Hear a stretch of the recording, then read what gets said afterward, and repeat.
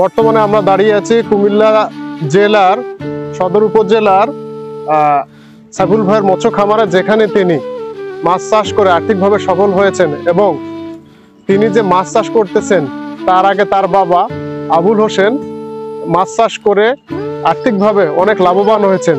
তার পৈতৃক সূত্র ধরেই সাইফুল ইসলাম মৎস্য খামার দেখাশোনা করেন এবং তিনি উপজেলা মৎস্য অফিস থেকে বিভিন্নভাবে প্রশিক্ষণ নিয়ে তিনি অনেক বেশি লাভবান হয়েছেন। চলুন তিনি তার বাবার দেখা দেখি কিভাবে এই পেশায় নিযুক্ত হলেন তার সঙ্গে কথা বলি।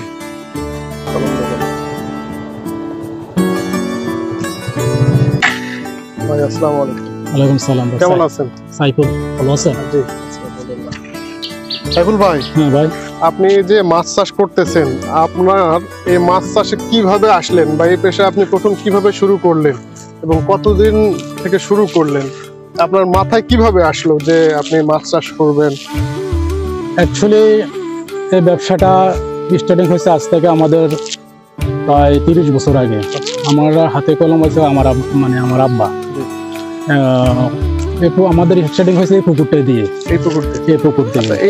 এই পুকুরের আয়তন কতখানি আছে? এটা জল কাটা আছে 120 শতক। 120 শতক। আচ্ছা, তো এই পুকুরে যে আপনার হচ্ছে বাবা মানে আঙ্কেল দিয়ে শুরু করলেন, তারপর উনি দেখা দেখি ওনাকে আপনারা সাহায্য করতেন? হ্যাঁ, আমি প্রথম থেকে আমি আমার বাবার সাথে ইনভলভ ছিলাম। তাহলে উনি কিভাবে কতদিন ধরে মাছ চাষ করতেন? মানে আপনি ধরতে গেলে পারিবারিক ভাবে আপনারা মাছ চাষ দিয়ে শুরু করছেন? মানে আমাদের এখন মূলত আমাদের ফ্যামিলিটা মানে আমাদের আত্মীয় স্বজন যারা আছে সবাই মোটামুটি মাছের ব্যবসার সাথে জড়িত। যেমন বিশেষ করে আমি কিন্তু অনেক বছর মাছের ব্যবসাতে জড়িত ছিলাম। মাঝখান দিয়ে আমি স্পেনে চলে যাই। আচ্ছা, হ্যাঁ, ওইখানে আমার বউ বাচ্চা স্পেনে ছিল, কিন্তু আমার স্পেন থাকলেও আমার একটা টান ছিল মাছের ব্যবসার প্রতি। আচ্ছা, হ্যাঁ, মানে আমার এটার প্রতি বেশি একটা টান ছিল। তো ওইখান থেকে আমি স্পেনে থাকার পরে আমি স্পেনেও একটা ভালো মোটামুটি মানে অ্যামাউন্ট পাইতাম, টাকা ইনকাম ছিল। তখন আমার চিন্তা ছিল আমি ওই বিদেশ করবো না, কারণ আমার তো মাছের ব্যবসাটা আমার মোটামুটি একটা আইডিয়া আছে, শিখে হয়েছে। আমি যদি নিজের দেশে নিজে কিছু করতে পারি, আমি কেন পরের দেশে থাকি বা পরের কাজ করবো? আচ্ছা, আমার সবসময় একটা কাজ টার্গেট ছিল, মানে আমার আন্ডার মানুষ কাজ করে। আচ্ছা, আমি যখন কারোর আন্ডার না কাজ করি, তখন এটা ছিল। আর আমার মাথার মধ্যে একটাই ছিল যে আমি একটা কিছু জানি, সেটা হয়েছে মাছের ব্যবসা। আচ্ছা, হ্যাঁ, তখন আবার আমি স্পেন থেকে চলে আসি ফ্যামিলি সহ। আমি একমাত্র আমি যে ইউরোপিয়ান ন্যাশনালিটি কার্ড মানে বাদ দিয়ে বাংলাদেশে রয়ে গেছি। আচ্ছা আচ্ছা, কিছু বলছেন? তখন এই আবার আসে যে মাছের ব্যবসার সাথে আমি ইনভলভ হয়েছি। তখন ইনশাল্লাহ আমি এটাতে ভালোই আছি। আপনি নিজের দেশের টানে সেই স্পেন থেকে ঘুরে আসে যে মাছ চাষ, এটাতে আবার ঝুঁকি নিয়ে পড়লেন যে দেখি মাছ চাষ করে আমি আসলে পরের অধীনে না থেকে নিজেই কিভাবে উদ্যোক্তা হওয়া যায়। এই যে আপনি হচ্ছে আপনার বাবা মানে আঙ্কেল যে মাছ চাষ করতো, তাহলে উনি তো আমি শুনছি যে ওনার অনেক নাম আছে এবং উনি জেলা পর্যায়ে পুরস্কার প্রাপ্ত। তাহলে এই যে আপনি শুরু করলেন, তা ওনার কতদিন পর শুরু করলেন আপনি নিজস্ব ভাবে? নিজস্ব বলতে স্টার্টিং এ থেকে আমার বাবার সাথে ছিলাম, কারণ আমাদের ফ্যামিলিগত আমার বাপজন আমার একে, যে আমার বাবা যা করছে আমার জন্য করছে, আমি যা করছি আমার বাবার জন্য করছি, বুঝতে পারছো? তারপরেও একটা পর্যন্ত আমার যে এক্সট্রা কিছু দরকার না, তখন প্রায় 4-5 বছর পরে যখন আমি বাবার সাথে শ্রম দিচ্ছি, তখন আমার কিছু পুকুরে এক্সট্রা করে দেওয়া হয়েছে যে এটা থেকে তুমি যা ইনকাম করবা এটি করবা। এখন তো আব্বা মারা গেছে বা আব্বা মারা যাওয়ার আগে থেকে আমি আমার ব্যবসা আলাদা শুরু করছি, বা বাবার সাথে দুই একটা শেয়ার ছিল। আবার আমার কিছু যেমন আমার আত্মীয় স্বজন, আমার চাচারা আছে, আমার মামারা আছে, তারাও আমাদের ব্যবসার সাথে জড়িত। তো তারাও মোটামুটি তার সাথে আমার কিছু পুকুর আছে, শেয়ার আছে তাদের করতেছেন। এখন এই পুকুরের আয়তন বলেন আপনি 120 শতক। হ্যাঁ, এই পুকুরে আপনার কি জাতীয় মাছ আছে? এটা আছে এখন যেটা আছে ক্যাটফিশ, আবার মিক্সও আছে, আমার দেশি মাছও আছে কিছু, যেমন রুই আছে, মৃগল আছে, কাতল আছে, সিলভার আছে, জিগেট আছে। আচ্ছা, রুই, মৃগেল, কাতল। আর ক্যাটফিশটা হলো আপনার গুলশা আছে, গুলশা আর পাবদা আছে। আচ্ছা, গুলশা, পাবদা, এগুলোতে আপনার কি পরিমাণে দেয়া আছে বা শতক প্রতি বা কিভাবে দেয়া, কতখানি করে দেয়া আছে? আমি মোটামুটি বলতে আমি লাস্ট 3 বছর এর মধ্যে চাষ করতে আছি। প্রত্যেক বছরে আমি এটা একটা মানে এখনো আমি এটা বলতে গেলে আমি অনেক শিখতে আছি যে ব্যবসাটা। আচ্ছা, মানে প্রত্যেক বছর এক এক টাইপের এক এক চাষ দিই। আচ্ছা যেমন গত বছর আমি এটা তো পাবদা চাষ দিছি, আমি ওটার মধ্যে শতকে আমি 700 মাছ দিছিলাম, শতকে 700 মাছ দিছিলাম এই ক্যাটফিশটা। আর বাংলা মাছটা দিছিলাম আমার যেটা রুই মাছটা যেটা বলে আমি শতকে দিছি 3টা মাছ। আর সিলভার যে বিগের সিলভারটা দিছি শতকে আমি 2 শতকে একটা, 2 শতকে হ্যাঁ বিগেরটা 2 শতকে একটা। আর কাতল মাছটা দিছি আপনার 5 শতকে একটা, 5 শতকে কাতলটা একটা দিছি। এই যে আপনি যে কাতলা মাছ দিলেন 5 শতকে একটা, এই যে মাছগুলো ছাড়ছেন কেমন কত সাইজে, 1 কেজিতে বা 2 কেজি কত? হ্যাঁ ওই আমি ক্যাটফিশ জাতীয় যে চাষটার মধ্যে আপনার বাংলা মাছটা একটু বড় দিতে হয়, বুঝতে পারছেন। আর বাংলা মাছটা দিতে হয় যে মাছটা ক্যাটফিশ সারা মাছটার পরে প্রায় 2 থেকে 2.5 মাস পরে, যখন এটা মোটামুটি একটা ভালো সাইজে আসে তখন ওই বাংলা মাছটা দিতে হয়। দিতে হলে বাংলা মাছটা একটু বড় দিলে ভালো। আমি যেমন রুই মাছ মিটা মাছটা আমি 700 থেকে 800 গ্রাম মাছটা দিচ্ছি চাষে। আচ্ছা আর সিলভার যে বিগের মাছটা দিছি ওইটা আপনার এইটো কেজি কাছাকাছি, কেজির কাছাকাছি। এই বছর আমি একটু কম দিচ্ছি তো, আর গত বছর আর বড় দিছি। আর কাতল মাছটা আমার মানে চাষে দিছি একটা প্রায় 4 কেজি হবে। 4 কেজি চাষের জন্য আপনি 4 চাষের কেজি জন্য 4 কেজি দিচ্ছি। এটা আমার একটা টার্গেট, কারণ কি হলো আমি যেমন আমি খাদ্য খাওয়াই, খাদ্য per কেজি যেমন পড়ে আপনার ক্যাটফিশ খাবারটা একটু দালে রেট বেশি, যেমন 100 টাকা 120 টাকা পড়ে খাদ্য কেজি। লিজ আছে, ওর কাজের লোক আছে, প্রতি মূল্যে দেখা গেছে আপনার মাস শেষে পুকুরে বছর শেষে 150 টাকা পুরো খরচ পড়ে যায়। তো 150 টাকা পড়ে দেখা গেছে নর্মাল চাষ করলে আমি বাজারে যদি আপনার চাষ করেন খরচ টরচ বাদ দিয়ে দেখা গেছে 200 টাকা টিকে অনেক কষ্ট হয়ে যায়।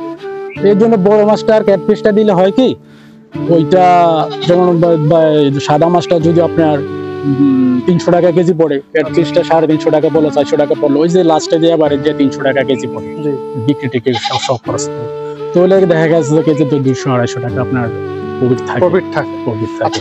এই যে আপনার এই পুকুরে ক্যাটফিশ মাছ আছে এবং কিছু বাংলা মাছ আছে যেটা রুই কাতরা মৃগেল বলে, এরপরে দেখতেছি আপনার পুকুরে এয়ারেটর দিচ্ছেন কেন? এয়ারোটার দেওয়ার একমাত্র কারণ হলো এয়ারোটা দেওয়ার অনেক উপকারিতা। আগে যেটা এয়ারোটার আমরা দিতাম না, যেন একটা পুকুরে রিক্স থেকে যেত, অনেকটা রিক্স থেকে যাবে, পুকুরে অক্সিজেন নর্মাল একটা মানে প্রবলেম থাকে। এয়ারোটা থাকলে দেখা গেছে যে আমার পুকুরে মাছটা গাবাই গেল, অক্সিজেন অভাব হলো, তাহলে এয়ারোটা চালাইলে আমরা অনেকটা মানে ক্ষতিগ্রস্ত থেকে আমরা দেখা যায় যে আবহাওয়া একটু মানে জ্যাম থাকলে বা খারাপ থাকলে এই এয়ারোটা চালালে মাছগুলো ভাসে না। আর দ্বিতীয় এয়ারোটা চলে, এয়ারোটাতে তো কন্টিনিউ আমরা অক্সিজেন হয়। আর এয়ারোটা চালু থাকলে মাছে খাবার খাবে, সে যেমন আমি দিনের বেলা এয়ারোটা চালাইলে খাদ্য দেওয়ার আগে 3-4 ঘন্টা এয়ারোটা চালাইলে পানিটা ডে হলে মাছটা দৌড়াইলে মাছ ফুটাতে খাবার হজম শক্তি বাড়লো, তখন মাছে খাবারটা বেশি খায়। আচ্ছা এই যে আপনার পুকুরে দেখলাম এইটাতে আপনার চুন বা এই যে আপনার লবণ বা এই যে মাঝে মধ্যে দেখা যেতে পেট ফুলে যে এ জাতীয় রোগ হলে আপনি কি করেন, এবং চুন এবং লবণ এগুলো কি নিয়মিত দেন? হ্যাঁ, এগুলো তো পুকুরের মানে মাছ চাষের প্রধানত হলো চুন লবণ পটাশ, এরপরও কিছু অন্য কিছু হয়ে যায়। যেমন একটা পুকুরটা আমি এটা প্রত্যেক বছর এটা আমি শুকানোর পরে আমি এটারে আপনার মাছ চাষের আগে পানি দেওয়ার আগে চুন দিয়ে দিই। চুন দেওয়ার পরে যখন পানিটা হওয়ার আগে যখন মাছ চাষ করি, মাছ দেওয়ার আগে আবার দেয় পটাশ, লবণটা দিই। হ্যাঁ, লবণটা দিয়ে দেয়। তো দেওয়ার পরে পরিবেশটা ঠিক করার পরে যাই আমি মাছ চাষ। এই যে আপনি যে চুন দিলেন এবং লবণ, চুন কত শতকে কতখানি করে দেন এবং লবণ কতখানি করে দেন? চুন মানে আপনার ক্যাটফিশের বেলা একটা, পাঙ্গাসের বেলা এক ক্ষেত্রে, আবার সাদা মাছ যেটা বাংলা মাছ ওটার ক্ষেত্রে এক করে দেওয়া হয়। আর যেমন আমরা ক্যাটফিশ যেটা চাষ করি, ক্যাটফিশে আপনার এই গভীরতার উপর নির্ভর করে, যেমন 4 ফুট গভীরতা হলে 300 গ্রাম, হ্যাঁ, যেমন 6 ফিট গভীরতা হলে 500 গ্রাম, ওইভাবে আমরা চুন প্রয়োগ করি। আচ্ছা এই যে তারপর আপনারা মাছ বছরে কয়বার হারভেস্ট করেন, মানে কয়বার বিক্রি করেন? বছরে 2বার বিক্রি হয়, মানে পুকুরের ডিপেন্ড করে আমার খাদ্যের উপরে, পুকুরে লোডের উপরে। যেমন আমার 120 শতক পুকুরটা, এটার মধ্যে আমি প্রায় 8000 কেজি খাদ্য খাওয়াইতে হয় প্রথম লোডটা নেওয়ার জন্য। তখন কি করি, 8000 লোড হয়ে গেলে তখন আমি যদি এটাতে আর বেশি লোড লবে না, আমি এটা আমার ধারণা আছে বা একটা আইডিয়া আছে, পরপর আমি দেখা গেছে আমি এতে কিছু মাছ বিক্রি করে দিলাম, বা 2 টন 2.5 টন মাছ বিক্রি করে দিলাম। ওই যে মাছটা আছে এটারে আবার খাওয়াইলাম 2 টন 2.5 টন খাওয়াইলাম, দেখলে আবার আগের জায়গায় চলে গেলো 6 টন মাছ। তখন দেখা গেছে যে ওই মাছের মাছও বড় হইলো, আমার রেট তো। আপনি যে স্পেনে গেলেন, বিদেশে গেলেন, ইউরোপিয়ান কান্ট্রিতে আপনার হচ্ছে পাসপোর্ট বা ভিসা একমাত্র ভিসাধারী, আপনি এইসব বাদ দিয়ে দেশে আসলেন, দেশে যে এসে আপনার নিজে উদ্যোক্তা হইলেন। তো এই যে আপনার দেখা দেখি অনেকে আছে যারা উদ্যোক্তা হতে চায় কিন্তু সাহস পায় না, ভয় করে বা পুঁজির জন্য ভয় করে। তো তাদের ক্ষেত্রে বা তাদেরকে আপনি একটু পরামর্শ দিবেন যে কিভাবে চাষ করলে, এবং তারা যদি চাষ করে তাহলে এই চাষে এসে আর্থিকভাবে লাভবান হবে কিনা, তাদের উদ্দেশ্যে আপনার যদি পরামর্শ থাকে। ঠিক আছে, আপনার কথাটা একসময় মাছের ব্যবসাটা ছিল একদম নর্মাল। হ্যাঁ, পুকুরে মাছ হালাইলাম কিছু হলো, লিস্টিজে তেমন একটা ব্যবস্থা ছিল, আমাদের মাছের ব্যবস্থা আগে তেমন একটা ভালো ছিল না। হ্যাঁ, দেখা গেছে আগে মাছের চাষ করতো যার অর্থ কম, হ্যাঁ, তারা মাছের চাষ করতো। এখন মাছের চাষটা গেছে আপনার এই বিগ বাজেটের উপরে। একটা পুকুরের চাষে ইনভেস্ট করতে হলে তার কিন্তু মাসিক টাকা আসবে না। আচ্ছা, হ্যাঁ, হ্যাঁ, এটা আসবে বা মানে যে একটা বছর শেষে যায় তার আয় ব্যয়টা আসবে। আচ্ছা, হ্যাঁ, তাকে ওই পর্যন্ত তাকে একটা ধৈর্য রাখতে হবে। আর আমি বিশেষ করে যে যেমন কেউ যদি ছোট পরিসরে করতে চায়, কেউ তো ধরেন যে কারো বেশি ইনভেস্ট নেই, সে যদি ছোট পরিসরে করতে চায় তাহলে তারা কি করতে পারবে? হ্যাঁ, করতে পারবো যে যেমন পরিমাণে একটা পুকুর নিতে হবে, লিজ নিতে হবে। লিজ নেওয়ার পরে তার কিছু টাকা তো ইনভেস্ট করতে হবে। হ্যাঁ, কিন্তু তার একটা রিলেশন বার করতে হবে, যারা খাদ্য কোম্পানির সাথে লেনদেন আছে, হ্যাঁ, তাদের সাথে একটা রিলেশন বার করতে হবে, তার সাথে ভালো একটা কন্টেন্ট দিতে হবে, বিশ্বস্ততা আনতে হবে। আইন না তাহলে একটা মাছ চাষের মোটামুটি চাষ থাকে ইনভলভ করা যায়। যেমন আমরা তো যে সময় চাষ করি আমাদের কিন্তু থাকার কারণ ছিল, কিন্তু আমরা জানতাম না ব্যবসাটা। হ্যাঁ, যেমন আমাদের এই পুকুরতে আমাদের নিজস্ব একটা পুকুরে যেটা দাঁড়ায় রয়েছে, ওইটা নেওয়ার পরে যখন আমরা প্রথম চাষ করি আমরা তো আমার চাষটা বুঝতাম না, মানে চাষ কিটা বুঝতাম না। যেমন আমরা এই পুকুরটার মধ্যে মাছ থাকে 5,000 থেকে 6,000, আমরা ফালাই দিয়েছি 3 লাখ। হ্যাঁ, পুরো এলো, প্রথম বছর পুরো হালাইছে, পুরো এলো। তখন আমার আব্বার একটা রিলেটিভ ছিল, উনি মাছের ব্যবসা মোটামুটি বুঝতেন। হ্যাঁ, তো উনি কাছে আমার আব্বা যায়, ভাই আমার এরকম একটা পুকুর আছে, হ্যাঁ, আমি এটা ভাবি যে কিভাবে চাষ করবো। তখন উনি আমাদেরকে একটা সাজেশন দেয় বা এইভাবে রোলে দিস যে এইভাবে চাষ করেন। তো চাষ করার পরে মোটামুটি দেখা যায় একটা ভালো প্রফিট আসছে। প্রফিট আসার পরে থেকে তখন আমার আব্বা আদার্স ব্যবসা ছিল। হ্যাঁ, তখন আর আদার্স ব্যবসার দিকে তাই মনোযোগ দেয় না, 100% তাই মনোযোগ দিচ্ছে মাছের ব্যবসা। তাহলে ভাই যে ছোটখাটো যে ক্ষুদ্র পরিসরে যদি কেউ আপনার কাছে সাহায্য চায়, আপনি তো অবশ্যই তাদেরকে 100%, কারণ আমার যার থেকে আমি মাছের ব্যবসা শিখছি, আমি কোনো প্রশিক্ষণ দিয়ে মাছের ব্যবসা শিখিনি, আমি কোনো ব্যক্তিত্ব থেকে মাছের ব্যবসাটা শিখছি।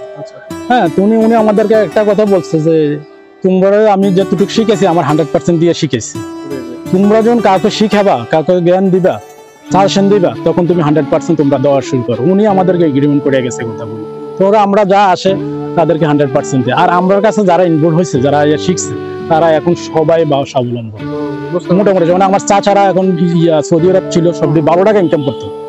হ্যাঁ, এখন চাচারা সবাই মাছের ব্যাপারে ইনভলভ হয়েছে। এখন আমার ছোট বোনের জামাই, ও বাড়ি কন্ট্রাক্টদারি করতো। হ্যাঁ, সে এখন কন্ট্রাক্টদারি ফালাই আছে, ওখানে ফালাই দেশে মাছের ব্যবসার সাথে ইনভলভ হয়ে গেছে। এর বিদেশিরা দেখা গেছে যে লং টাইম থাকে, তাদের ফ্যামিলি থেকে অনেক দূরে থাকে। তো দেশে যদি একটা ভালো একটা ছোট একটা ব্যবসা করতে পারে, কিছু ইনকাম করতে পারে, তাহলে তো ফ্যামিলির সাথে থাকলেও ইনকামও করবে। সেটা শুধু মাছের ব্যবসাটা অনেকটা ইম্পর্টেন্ট। মানে আপনারা এখন পুরো ফ্যামিলি প্রায় এই মোটামুটি সঙ্গে জড়িত হয়ে গেছে। মোটামুটি আমার আত্মীয় স্বজন বলেন বা আমাদের রিলেটিভ যারা আছে, মানে এলাকার যারা আছে, আরো মানে মোটামুটি মাছের ব্যবসা শুরু করতে। তো ভাই ধন্যবাদ আপনাকে আপনার মূল্যবান সময় দেওয়ার জন্য। ধন্যবাদ। আর আমাদের মৎস্য প্রাণী সম্পদ তথ্য দপ্তর থেকে আপনাকে অনেক ধন্যবাদ, এবং আমাদের পক্ষ থেকে আপনার এই যে একটু আমাদের লিফলেট আছে বিভিন্ন মাছ চাষের উপর, আপনি একটু রিভিউ দেন। ওকে, ধন্যবাদ।